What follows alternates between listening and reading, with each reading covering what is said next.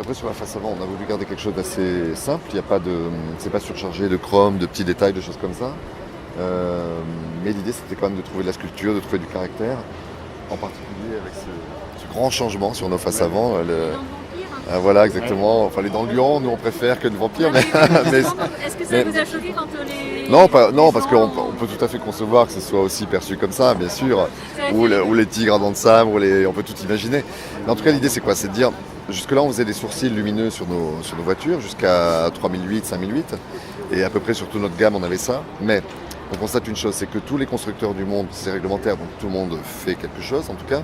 Et le réflexe naturel de beaucoup de constructeurs, c'est de faire quelque chose autour du phare, quelque part autour du phare ou dans le phare.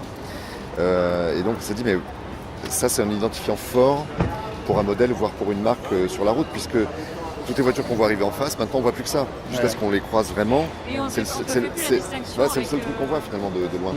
Ça éblouit un peu, donc ça masque vraiment la voiture. Et du coup, on s'est dit, il faut trouver un truc différent de ce qu'on faisait jusque-là, qui soit unique, qui soit incopiable, de sorte que notre nouveau modèle, voire toute notre marque à terme, si on continue à le faire, on va différemment au fil des modèles, mais sur le même principe, soit identifiable, soit unique sur la route. Donc c'est la raison pour laquelle on a fait ce mouvement-là. Vous êtes sur Peugeot Full LED. Alors là, c'est vraiment le phare le plus haut de gamme, donc tout est en LED. Donc c'est les Full LED Technology. Quand on Et, signe Peugeot, c'est avec nos partenaires, nos sous-traitants, nos fournisseurs, mais bien sûr. Mais Moi, ce que j'aime beaucoup sur toute votre gamme à partir de la 208, finalement, c'est que vous êtes revenu à des feux de plus petite taille qui ne mangent Oui. pas la moitié du capot et ça redonne vraiment de la dynamique à la voiture, je trouve, et un côté moins bulbeux. Et sur la 508, là, c'est encore une confirmation. Les feux ont du caractère, ils sont identifiables tout de suite et pourtant ils sont pas trop gros. Ils sont même relativement petits parce que je pense que par rapport à la concurrence, il ne doit pas y en avoir beaucoup qui soient plus petits que ça. ouais, l'idée justement, c'est de rendre ces éléments beaucoup plus high-tech. Ouais. Et la finesse est un must si on veut être dans la haute technologie. Effectivement, les phares LED nous permettent ça, nous permettent de miniaturiser beaucoup les optiques.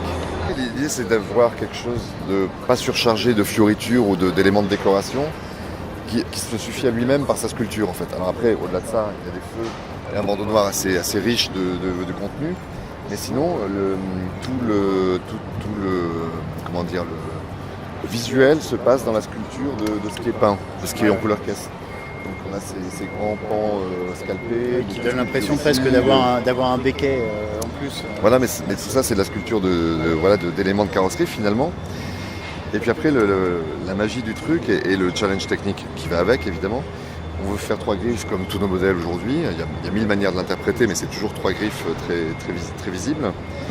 Et l'idée, c'est qu'en 3 quarts, ici, on ne voit que les 3 principales. Mais dès qu'on se tourne sur l'arrière, toutes les autres apparaissent petit à petit. Donc il y a un effet d'optique assez intéressant. Mais dans les 3 quarts ici, le challenge, du coup, c'était de voir tout à travers, en fait. Et donc de faire en sorte que les 2 parois, ici, entre les deux, parce que là, c'est sur le volet et là, c'est sur la caisse, que les 2 murs soient transparents.